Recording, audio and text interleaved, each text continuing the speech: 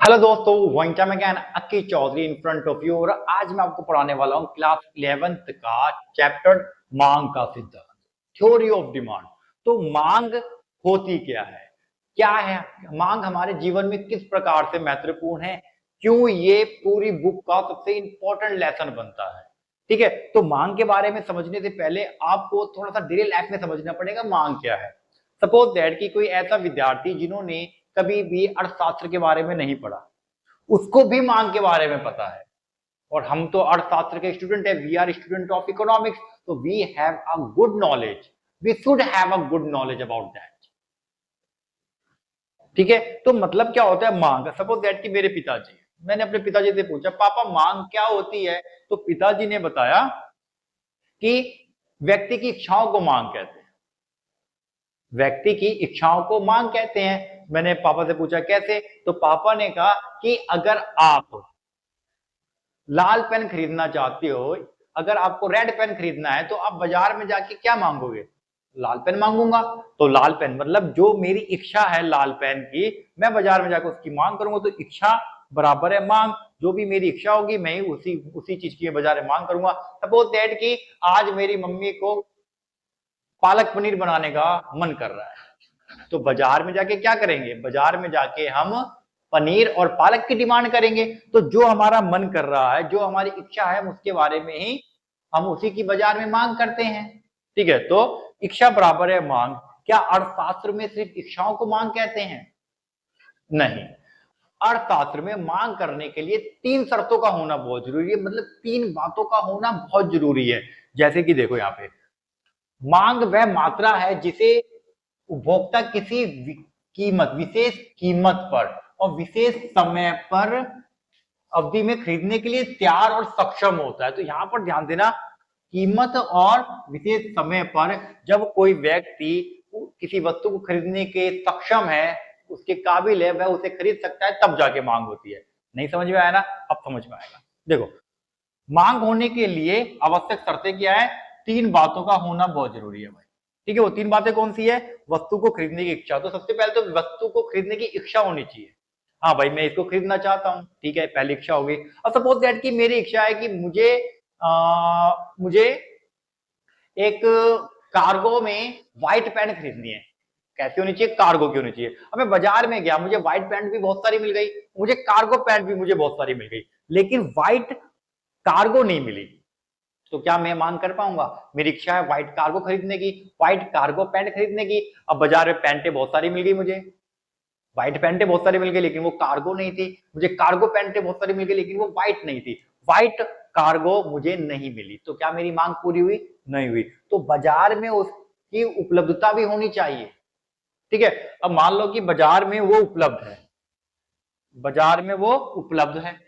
ठीक है, अब बाजार में उपलब्ध होने के बाद मेरे को पता चला कि भैया वो पैंट तो 3,500 रुपए की है और मेरे जेब में सिर्फ 2,000 रुपए है। अब मेरे पास पैसे कम है, तो क्या मैं मांग कर पाऊंगा? मतलब मेरी इच्छा भी है, बाजार में उपलब्ध भी है, लेकिन मेरे पास पैसे नहीं है। तो पर्याप्त धन भी होना चाहिए। ठीक है, तो कीमत भी होनी चाहिए और उस समय बाजार में मौजूद भी होना चाहिए। ठीक है, तब जाके मांग पूरी होगी। तो मांग पूरा करने के लिए तीन शर्तें कौन सी है, याद करो। वस्तु खरीदने की इच्छा, वस्तु खरीदने के लिए पर्याप्त धन, और तीसरा है बाजार में उसकी उपलब्धता, मतलब बाजार में उसकी मौजूदगी। जब ये तीन चीजें होंगी तभी बाजार में मांग पूरी हो पाएगी। कोई डाउट तो नहीं है ना? होना भी नहीं चाहिए।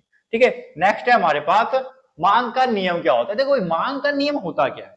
मांग का नियम अगर बाजार में देखा जाए तो मांग में सिर्फ दो बातें होती है, या तो मांग कम होती है या फिर मांग बढ़ती है। ये दो बातें होती है, यही बाजार का मांग का नियम है। मांग का नियम क्या है? या तो मांग कम होगी या फिर मांग बढ़ेगी। तो इस टॉपिक को बड़े ध्यान से समझना है आपको, क्योंकि यही आपको कंफ्यूज करने वाला है आगे। ठीक है, अब देखो, अब बाजार में मांग बढ़ रही है, क्यों बढ़ रही है हमें नहीं पता। बाजार में मांग कम हो रही है, क्यों कम हो रही है हमें नहीं पता। अब वो जो कारण है ना, उसको बोलते हैं अन्य बातें समान रहने पर, मतलब जो सब कुछ समान है। अब सपोज दैट कि आपके फैमिली में चार लोग रहते हैं, सडनली तीन लोग और आपके फैमिली में एज ए गेस्ट आ गए जो एक हफ्ता रहने वाले हैं। अब आपके घर में दाल चावल जो भी चीजें होंगी वो थोड़ा सा ज्यादा यूज होगा। ठीक है, मतलब आप बाजार में जाके थोड़ा ज्यादा वो खरीदोगे। मतलब मांग को बढ़ाओगे तो मांग में वृद्धि हो गई। लेकिन इसके पीछे का कारण क्या है, हमारे घर में 3 सदस्य बढ़ गए हैं। अब जब हम इस आंसर को पढ़ते हैं, जब हम मांग का नियम पढ़ते हैं, तो उसके अंदर ये जो कारण है ना कि कोई व्यक्ति आ गया हमारे घर में गेस्ट बन के, तो ये सारे कारण नहीं होने चाहिए। मतलब बिना किसी कारण के, बिना बाजार में उथल पुथल हुए जब मांग बढ़ेगी और जब मांग घटेगी तो उसे मांग का नियम कहते हैं। मतलब बिना किसी कारण के। तो अन्य बातें समान रहने पर, मतलब सब कुछ पहले जैसा ही है, फिर भी कीमत बढ़ गई या फिर भी बाजार में मांग बढ़ गई या फिर मांग कम हो गई, तब जाके मांग का नियम बनता है। फिर से समझो एक बार, कंफ्यूज हो गए ना। तो यहाँ पर क्या है, अन्य बातें समान रहने पर, मतलब पहले जैसा था कंडीशन वैसी ही अभी है। ना हमारे घर में कोई गेस्ट आया, ना हमारे घर में कोई शादी हुई है, ना कोई और बात हुई है, सब कुछ ठीक ठाक है, लेकिन मांग बढ़ गई, लेकिन मांग घट गई। तो दोनों कारण जो होते हैं वो मांग के नियम में आते हैं। ठीक है, तो इसके अंदर जब भी हम लिखेंगे आंसर को, तो अन्य बातें समान रहने पर जरूर लिखेंगे। ठीक है, तो अन्य बातें समान रहने पर यदि किसी वस्तु की कीमत घटती है तो उसकी मांग बढ़ जाती है। अब देखो, कीमत घटती है, मांग बढ़ती है। क्या क्या मैंने, कीमत घटती है, मांग बढ़ती है। ठीक है, कीमत घटती है और मांग बढ़ती है। जब कीमत घटती है और मांग बढ़ती है तो मांग में वृद्धि हो गई। इसके विपरीत जब वस्तु की कीमत बढ़ती है तो मांग घटती है। ठीक है, ये मांग का नियम होता है। क्या कहा मैंने, कीमत बढ़ी, मांग घटी। अगर बाजार में तुम खरीदने जाते हो, तुम्हें पता चला कि पहले वो 10-10 रुपए की आती थी। मान लो तुम 10 रुपए का डेयरी मिल्क खरीदने गए, अब 10 रुपए की डेयरी मिल्क आती थी, तुम घर से लेके गए, भैया 30 रुपए मुझे 3 डेयरी मिल्क खरीदना है। बाजार जाके तुम्हें पता चला कि भैया डेयरी मिल्क तो 15 रुपए की हो गई है, 15 या 45। अब आप क्या करोगे, आप 30 रुपए लेके गए हो, तो 30 रुपए में आप सिर्फ 2 ही डेयरी मिल्क खरीद पाओगे। मतलब आपको मांग कम करनी पड़ेगी। कीमत के बढ़ने से मांग कम होती है।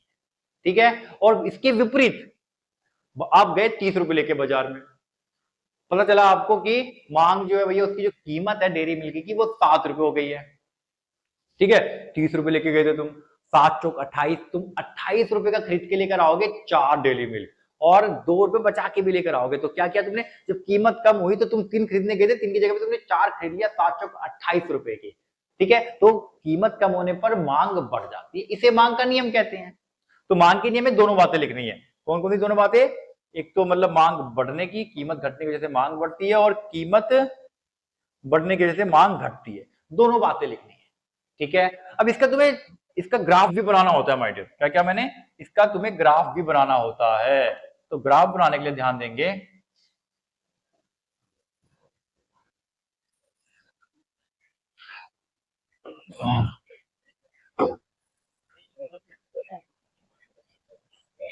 ठीक है। तो मतलब क्या है, यहां पर ये तो होता है हमारा ओ एक्स और ये होता है ओ वाई। ठीक है, ओ एक्स पर होता है वस्तु की मात्रा, ओ वाई पर होता है वस्तु की कीमत।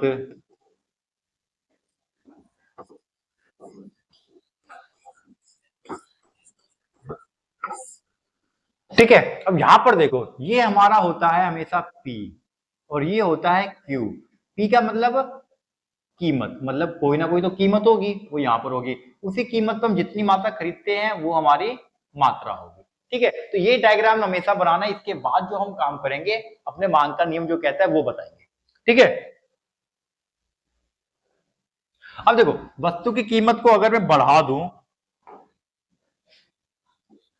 ये मैंने कीमत को बढ़ा दिया, और जब कीमत बढ़ेगी तो मांग कम हो जाएगी, और जब कम होगी तो वो अंदर की तरफ आ जाएगा। ठीक है,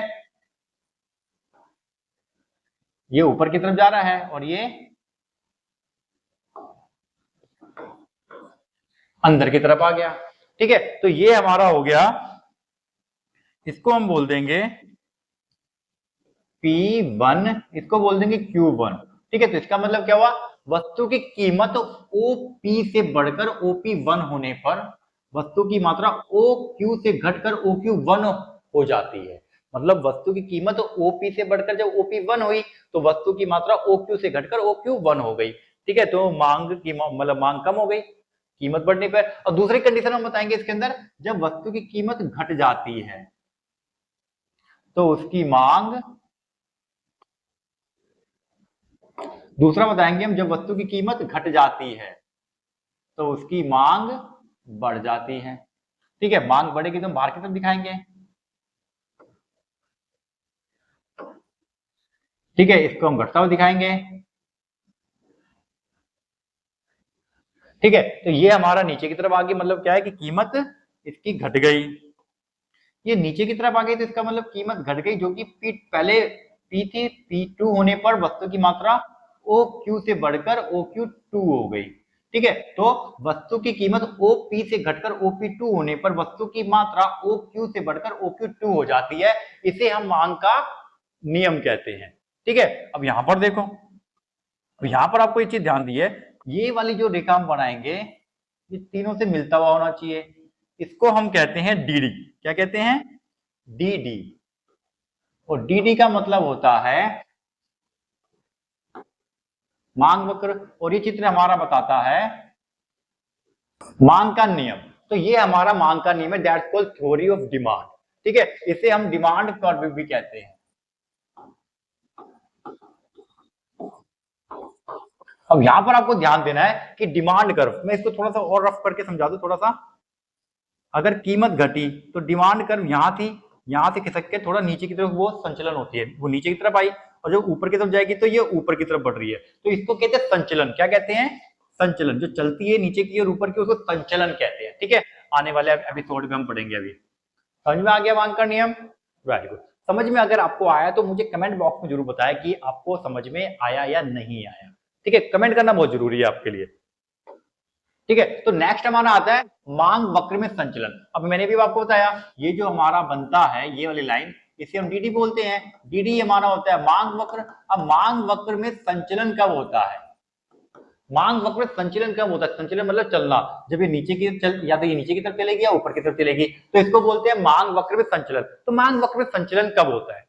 ठीक है, तो मांग, जब किसी वस्तु की कीमत में परिवर्तन होने के कारण मांग में परिवर्तन होता है तो इसे मांग वक्र में संचलन कहते हैं। अब देखो, कीमत में परिवर्तन होगा, कीमत बढ़ेगी मांग घटेगी, कीमत घटेगी मांग बढ़ेगी, तो कीमत में परिवर्तन होने की वजह से मांग में परिवर्तन होगा, और जब मांग में परिवर्तन होगा तो ये या तो नीचे आएगी या ऊपर जाएगी। कंफर्म हो गया? कीमत में परिवर्तन होने से वस्तु की मांग में कमी आएगी या बढ़ेगी, मतलब मांग में भी उसकी परिवर्तन आएगा। उस परिवर्तन की वजह से या तो नीचे की तरफ जाएगा या ऊपर की तरफ जाएगा। जो नीचे की तरफ आएगा और जो ऊपर की तरफ जाएगा उसको कहते हैं संचलन। ठीक है, तो संचलन कहा जाता है, मतलब मांग में परिवर्तन को ही संचलन कहा जाता है। परिवर्तन क्यों होता है? कीमत में परिवर्तन की वजह से होता है। ठीक है, तो मांग में संचलन के हमारे पास दो कारण है भाई। पहला कारण, दूसरा कारण। पहला कारण है मांग में विस्तार। ठीक है, दूसरा कारण है मांग में संकुचन। अब मांग में विस्तार क्या होता है? ठीक है, मांग विस्तार, देखो याद कर लो, मांग वक्र में पेपर में क्वेश्चन आएगा, मांग वक्र में संचलन किसे कहते हैं? कि मांग वक्र में संचलन वो वस्तु की कीमत में परिवर्तन होने के कारण वस्तु की मांग में जो परिवर्तन होता है उसे मांग में संचलन कहते हैं। मांग में संचलन दो कारणों से होता है, मांग में विस्तार और मांग में संकुचन। डन? ठीक है, अब बात आती है कि मांग विस्तार होता क्या है। तो मांग, अन्य बातें समान रहने पर लिख देना अपने आप ही, जरूर लिखना है। जब किसी वस्तु की कीमत घटती है तो उसकी मांग बढ़ जाती है। भाई इसने सिर्फ वृद्धि की बात करी है, she is not talking about decreasing of demand. वो सिर्फ वृद्धि की बात कर रहा है, विस्तार की बात कर रहा है। विस्तार कब होता है? जब कीमत में कमी आती है। जब कीमत में कमी आती है तो विस्तार होता है। इसका अगर मुझे ड्राइंग बनाना हो, चित्र बनाना हो, तो क्या करेंगे हम? सबसे पहले तो हम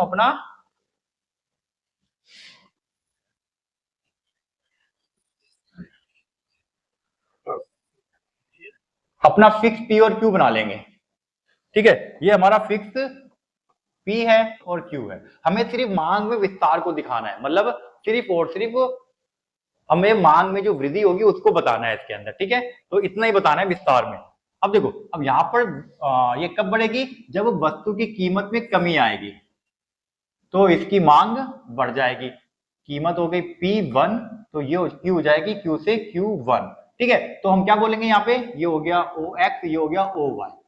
वस्तु की कीमत OP से घटकर OP1 होने पर वस्तु की मात्रा OQ से बढ़कर OQ1 हो जाती है, जिसे मांग में विस्तार कहते हैं। अभी नीचे की तरफ चल रहा है, नीचे की तरफ आया ना, यहां से लेके नीचे तक आया, तो इसको मैं कहूंगा डीडी। ठीक है, ये डीडी हो गया और ये बन गया मेरा मांग में विस्तार का ग्राफ। ठीक है, तो वस्तु की कीमत में कमी होने पर मांग में वृद्धि होती है। शॉर्टकट में समझ लो, जब अन्य बातें समान रहने पर जब किसी वस्तु की कीमत में कमी आती है तो उसकी मांग की मात्रा बढ़ जाती है, जिसे मांग विस्तार कहते हैं। अब ग्राफ में समझो, वस्तु की कीमत ओपी से घटकर ओपी वन होने पर वस्तु की मात्रा ओक्यू से बढ़कर ओक्यू वन हो जाती है, इसे मांग में विस्तार कहते हैं। डन। अब आता है मांग में संकुचन। ये मांग में संकुचन, संकुचन का मतलब होता है मांग का सिकुड़ना, मतलब मांग में कमी आना। अब मांग में कमी कब आती है? जब कीमत बढ़ती है। अन्य बातें समान रहने पर जब किसी वस्तु की कीमत बढ़ती है तो उस वस्तु की मांग घटती है, जिसे मांग में संकुचन कहते हैं। वस्तु की कीमत बढ़ती है तो उसकी वजह से मांग में कमी आती है, मांग में कमी को मांग में संकुचन कहते हैं। अगर मुझे इसका चित्र बनाना हो तो मैं क्या करूंगा,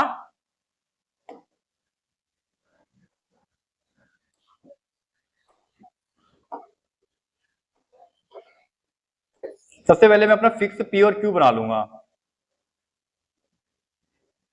ठीक है, ये मेरा हो गया पी और ये मेरा हो गया क्यू, फिक्स हो गया ये। अब क्या होगा,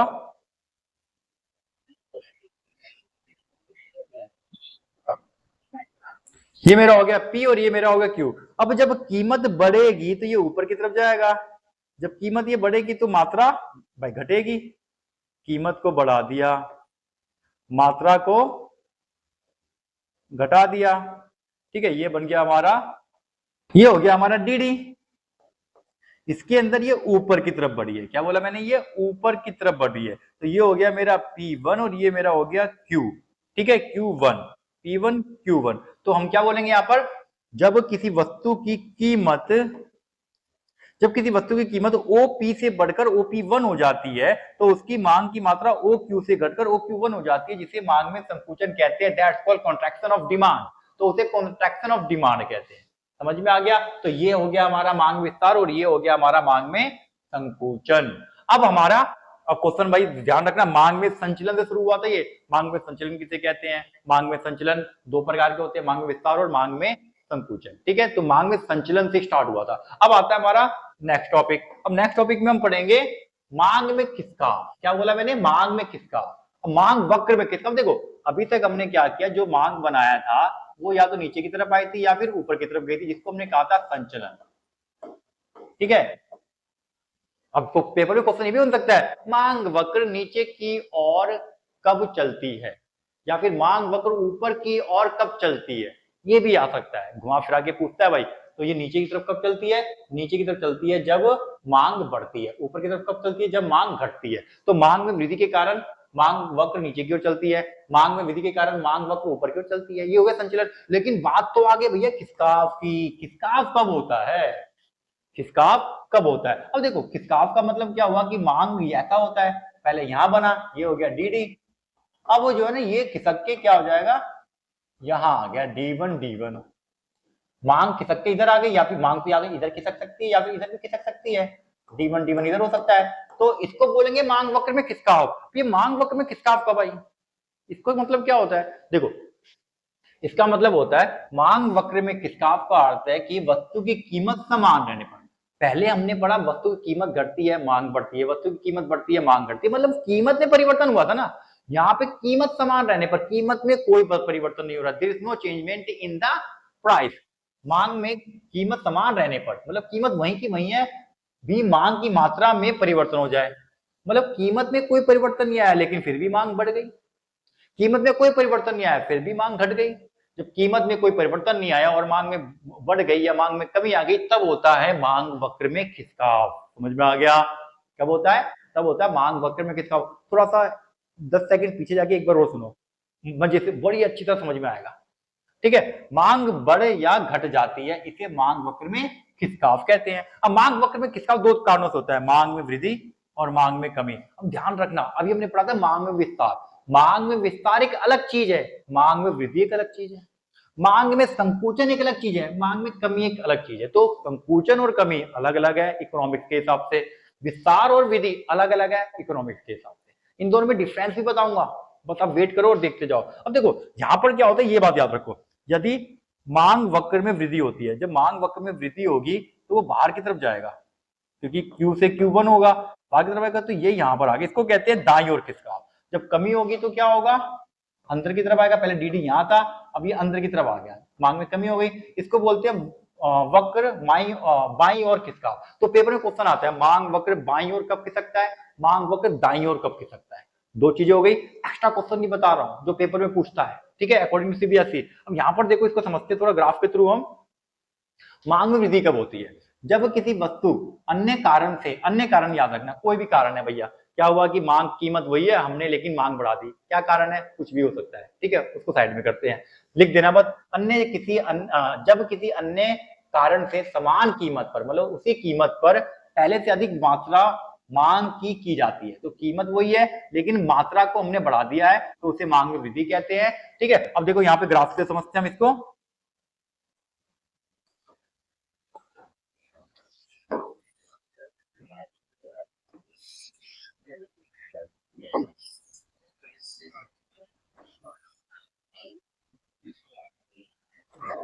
ये हमारा P है, ये हमारा Q है, ठीक है, ये हमारा DD है, डी। अब देखो सवाल कह रहा है कि उसी कीमत पर, कीमत में कोई परिवर्तन नहीं आया, कीमत में कोई परिवर्तन नहीं आया लेकिन उसकी मांग बढ़ गई, Q से Q1 हो गई। उसी कीमत पर, वस्तु की कीमत ओपी रहने पर, जब वस्तु की मात्रा, मतलब क्या बोला मैंने, वस्तु की कीमत ओपी रहने पर वस्तु की मात्रा OQ से बढ़कर OQ1 हो जाती है, तो उसे मांग में वृद्धि कहते हैं। अब DD यहां बनेगा, ये हो जाएगा D1। किसका हो गया, किसका किस तरफ, ये किसका है, दाईं ओर, ठीक है, इसको बोलते हैं दाईं ओर। किसका हो गया, कब हुआ, जब मांग में वृद्धि हुई, ठीक है। उसी कीमत पर जब पहले से ज्यादा मात्रा खरीदी जाती है, मांग कर ली जाती है, तो हमारी जो DD है वो D1 हो जाती है, जो दाईं ओर खिसक जाती है, उसे मांग में वृद्धि कहते हैं। सेम इसी तरीके से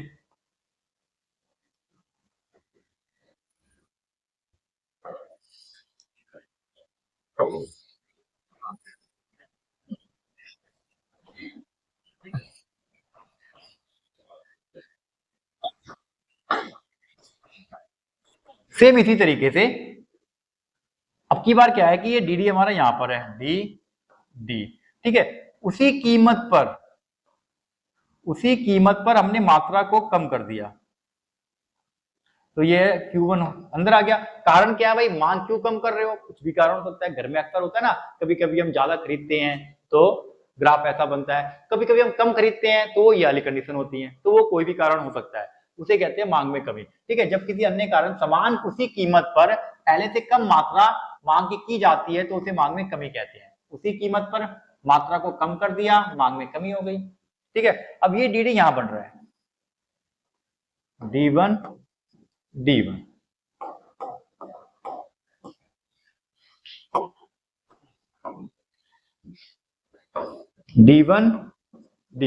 ये अंदर की तरफ आई है, तो इसको बोलते हैं बाईं और खिसकाव, बाईं ओर खिसकाव। तो क्वेश्चन बनेगा पेपर में, या तो पूछेगा मांग में कमी किसे कहते हैं, 12वीं क्लास के 11th क्लास के स्टूडेंट हो तो मांग में कमी ना पूछकर वो पूछेगा थोड़ा घुमा फिरा कर, मांग वक्र बाईं ओर कब खिसकता है, या फिर मांग वक्र दाईं ओर कब खिसकता है, कुछ भी पूछ सकता है, ठीक है। अब इसको याद रखना। अब इसके मांग वक्र में वृद्धि, मांग में कमी के कारण भी पेपर में आता है, वो अभी समझाऊंगा। पहले इसके बाद कुछ चीजें समझाऊंगा, उसके बाद फिर समझाऊंगा इन दोनों के कारण क्या है, वो जो कारण था ना, कारण भी समझेंगे हम अभी, ठीक है।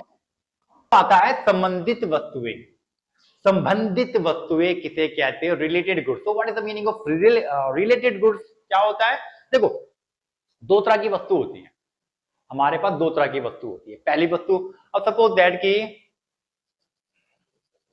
मैं बाजार में गया, मुझे पीने का मन है माजा, क्या पीने का मन है, माजा। मैंने दुकानदार होगा, और जी माजा दे दो मुझे एक 50 वाली। उसने कहा 50 वाली माजा नहीं है। मैंने कहा फिर, उसने कहा स्लाइस है। मैंने कहा कोई बात नहीं, स्लाइस दे दो। मुझे माजा पीने का मन कर रहा है, तो माजा नहीं तो मैं क्या स्लाइस पी सकता हूँ, हाँ पी सकता हूँ, क्योंकि दोनों का लगभग लगभग सेम ही चीज होती है, ठीक है। तो माजा की जगह पर मैं स्लाइस पीने के लिए रेडी हो गया, लेकिन मैं माजा की जगह पर कोक नहीं पी रहा हूँ। माजा भी एक मैंगो का जूस है, माजा मैंगो से रिलेटेड है, स्लाइस भी मैंगो से रिलेटेड है, दोनों हो गए रिलेटेड गुड्स, मतलब इसे कहते हैं रिलेटेड गुड्स, संबंधित वस्तुएं। अब मैंने माजा की जगह पे मैंने क्या खरीद लिया, स्लाइस खरीद लिया, या फिर मैंने फ्रूटी भी खरीद सकता हूँ, वो भी मतलब क्या है, मैंगो से रिलेटेड है। तो जब हम एक वस्तु के स्थान पर दूसरी वस्तु का प्रयोग कर लेते हैं तो उसे कहते हैं प्रतिस्थापन वस्तुएं। और प्रतिस्थापन वस्तुएं ही होती है संबंधित वस्तुएं। क्या बोला मैंने, प्रतिस्थापन वस्तुएं, प्रतिस्थापन वस्तुएं, substitution goods, substitute goods, substitute goods, ठीक है, प्रतिस्थापन वस्तुएं।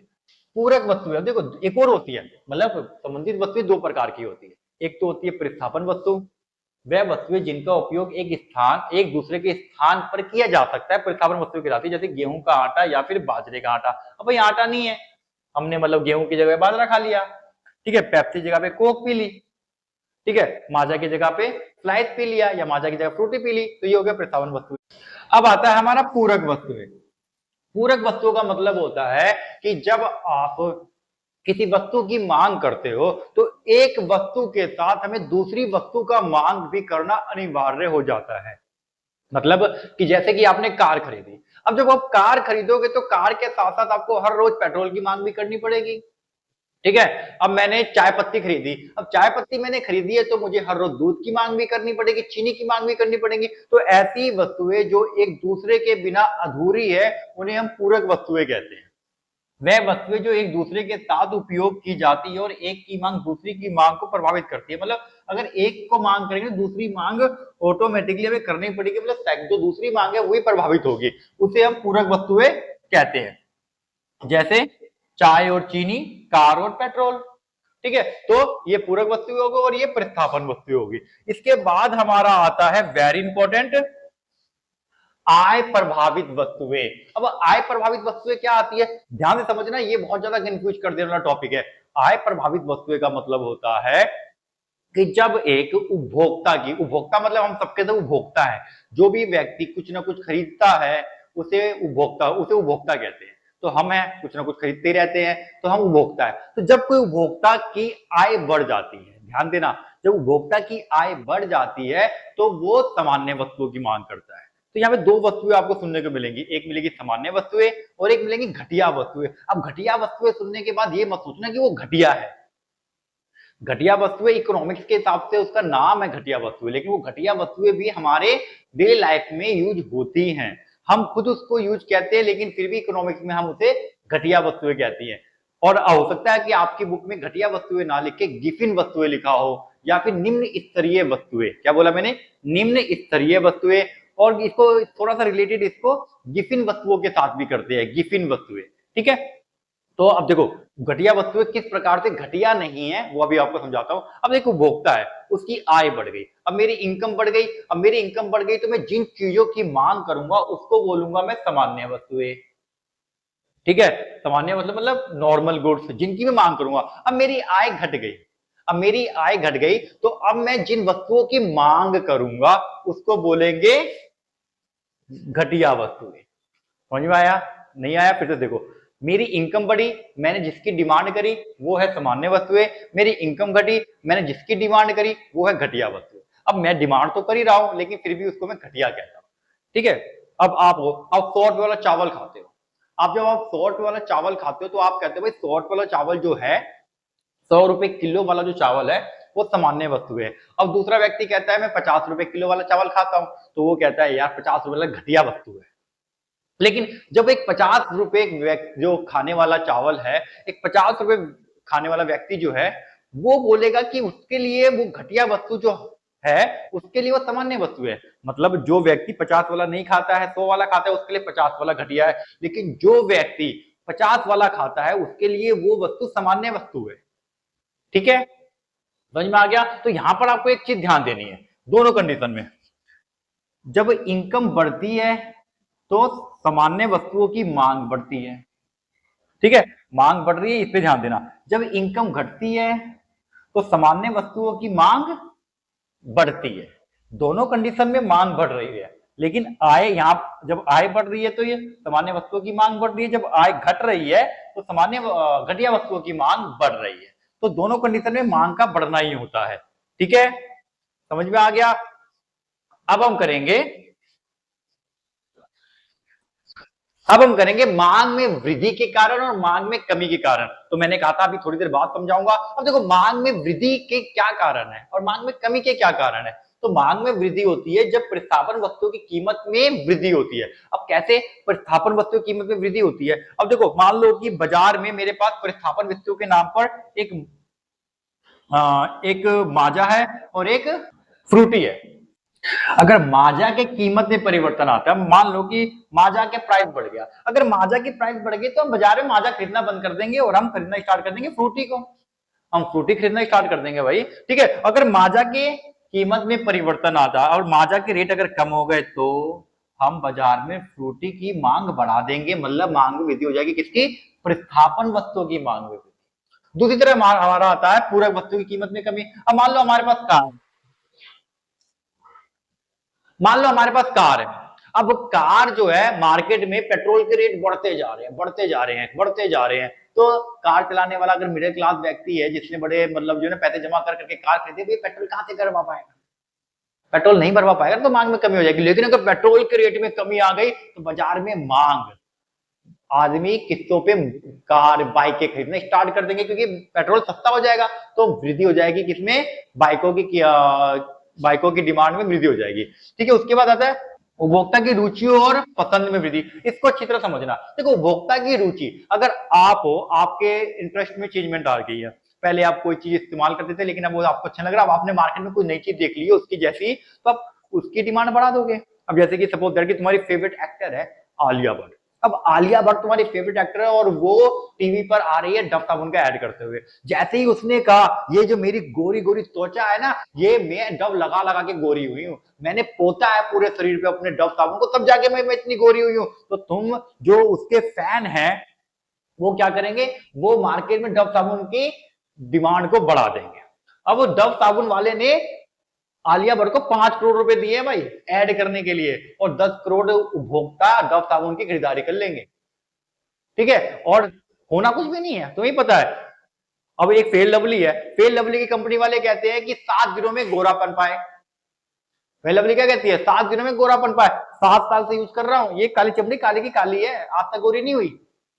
तो मतलब क्या, इसे कहते हैं भ्रम विज्ञापन। तो भ्रम विज्ञापन में नहीं फंसना है आपको। बाकी याद रखना, आलिया भट्ट ने जैसे ही डव की ऐड करी मार्केट में उसकी डिमांड बढ़ गई क्योंकि लोगों का इंटरेस्ट आलिया भट्ट में था। अब वो आलिया भट्ट जो यूज कर रही है लोग उसको देख के डव साबुन यूज करने स्टार्ट कर देंगे तो उसकी मांग बढ़ जाएगी। दूसरी तरफ आता है हमारा मांग में कमी। मांग में कमी क्या होती है? जब उपभोक्ता की आय में कमी आ जाएगी। अब तुम सारे के सारे तुम्हारी इनकम बढ़ गई, और तुम्हारी इनकम बढ़ गई तो तुमने मार्केट में जाके जींस खरीद लिया भाई, शर्ट खरीद ली, ब्लैक शर्ट खरीद ली, पिंक ड्रेस खरीद ली, लड़कों ने अच्छी अच्छी जींसें खरीद ली, लड़कियों ने मेकअप का सामान खरीद लिया।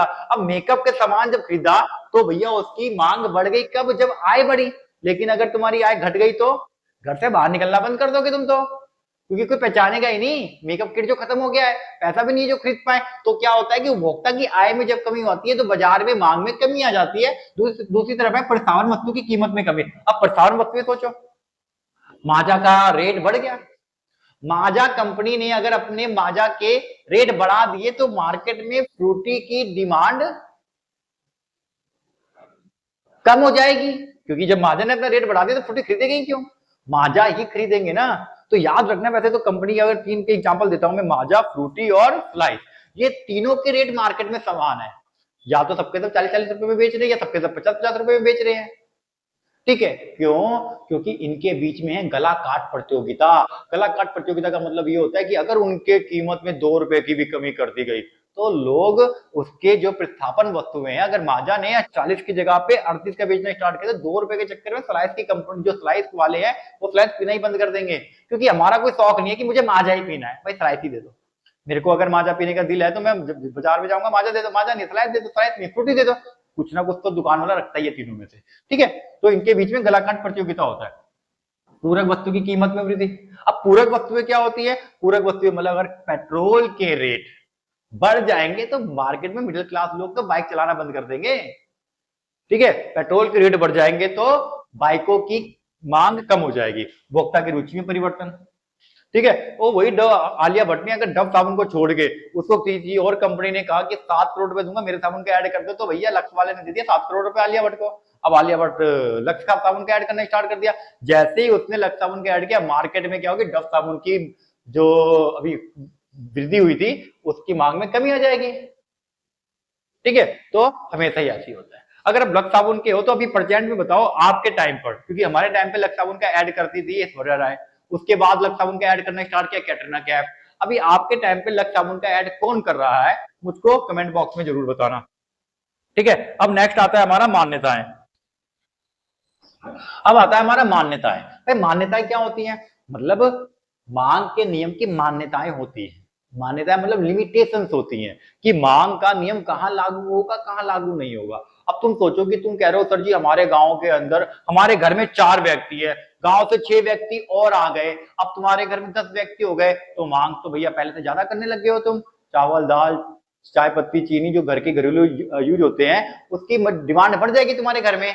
लेकिन ये मांग के नियम पे लागू नहीं होता, मतलब अर्थशास्त्र के अनुसार आपके घर में कोई बदलाव नहीं आया है। हाँ, आपके घर में जरूर बदलाव आया, लेकिन अर्थशास्त्र में कोई बदलाव नहीं आया है।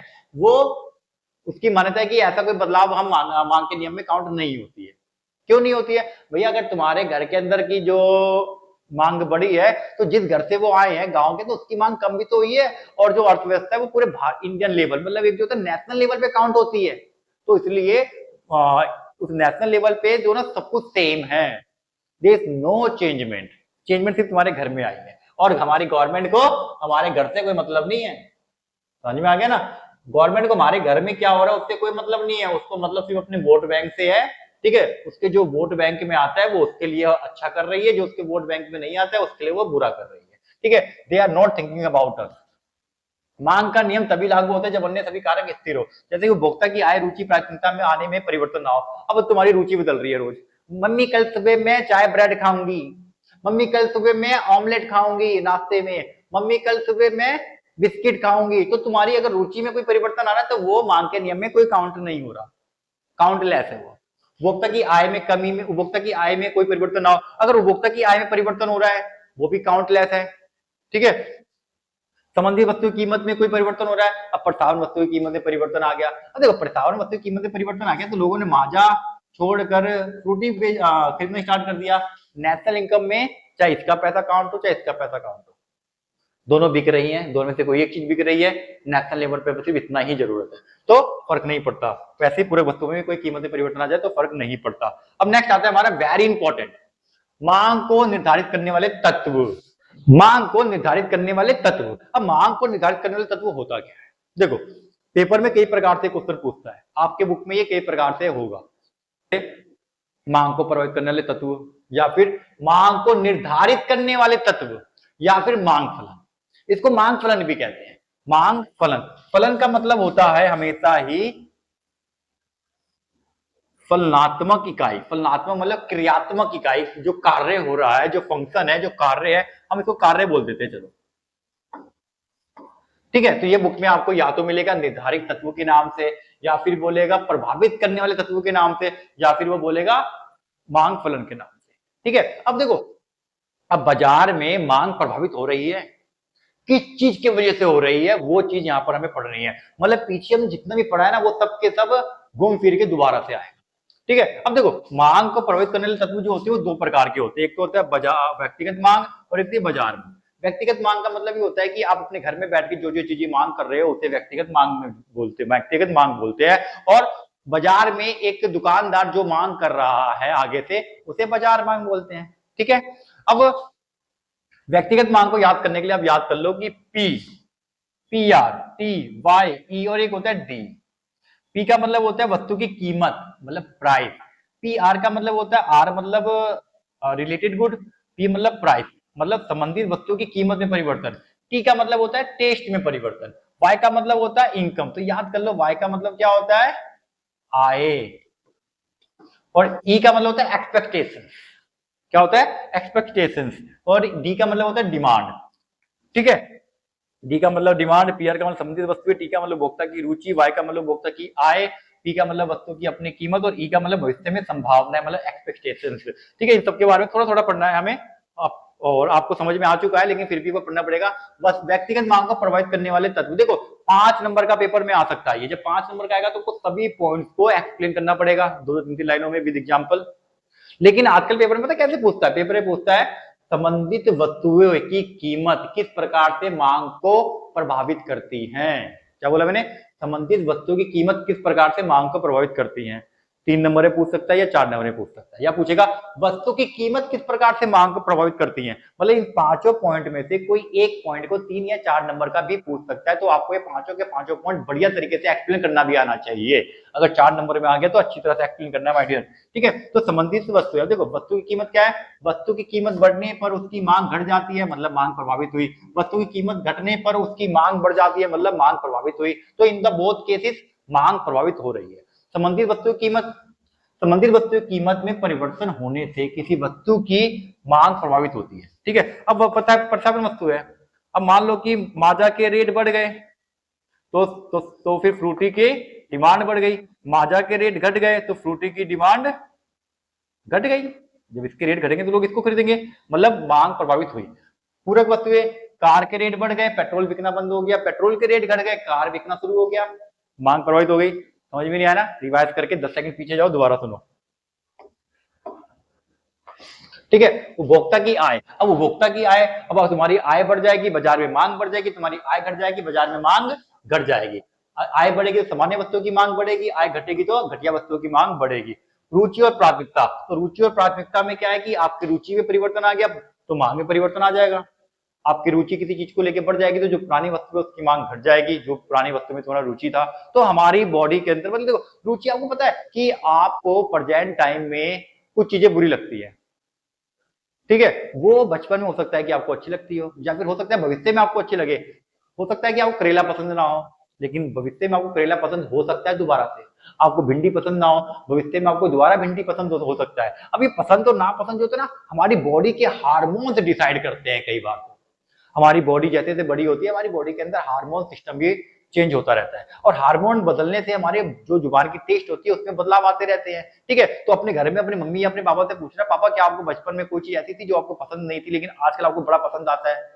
अब हर किसी को बचपन में ना करेले भिंडी पसंद नहीं होते, लेकिन बड़े होने के बाद उन्हें करेले भिंडी पसंद आने लग जाते हैं, ठीक है। जैसे कि मुझे तो पहले भी भिंडी पसंद नहीं थी, मुझे आज भी भिंडी पसंद नहीं है, मुझे पहले भी करेला पसंद नहीं था, मुझे आज भी करेला पसंद नहीं था। हमारे मेरी कोई हार्मोन थोड़ी ना जो मुझ पे कब्जा कर ले, ठीक है। तो हार्मोन थोड़ी ना मेरे को बदलता है, लेकिन साइंस कहती है कि हार्मोन में बदलाव होने से टेस्ट में बदलाव आता है। भविष्य की संभावना, ये बहुत इंपॉर्टेंट है भाई।